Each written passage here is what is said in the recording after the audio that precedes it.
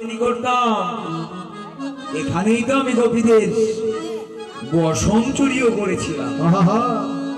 হ্যাঁ, ভাবটা হলো এই সুরধনী গঙ্গাকে দেখেই কৃষ্ণ ভাবে বিভাবিত হয়ে গঙ্গাকে যমুনা ভাবলেন।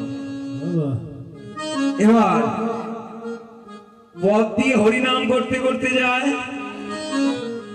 আর পথের দুধারে সৌন্দর্য অবলোকন করতে করতে গীতপদকার বললেন যে দেখো দেখো গৌরের ভাব, ফুল বন দেখি গোরা বৃন্দাবন সমান, ফুল বন দেখি গোরা বৃন্দাবন সমান, ফুল বন দেখি গোরা বৃন্দাবন সমান, সহচর গণ গোপী গণ হনুমান, সহচর গণ গোপী গোপী হনুমান, সহচর গণ গোপী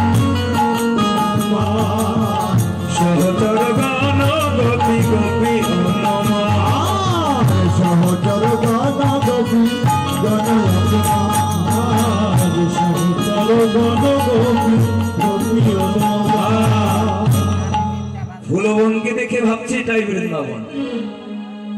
হ্যাঁ, আর ওই যে গৌর হরির আহ্বানে এই যারা আপনাদের মতো ভক্ত ছুটে গিয়েছে এই গোপী মনে করেছে, গোপী ভক্তদেরকে সহচরদেরকে গৌর হরি এই গভীর রজনীতে গোপী গোপী মনে করলেন। গোপী কারা? গোপী কারা? বৃন্দাবনী গোপী, নবদ্বীপে নাগরী। গোপী কারা? বৈষ্ণব কবি জানিয়ে দিলেন। কারা গোপী?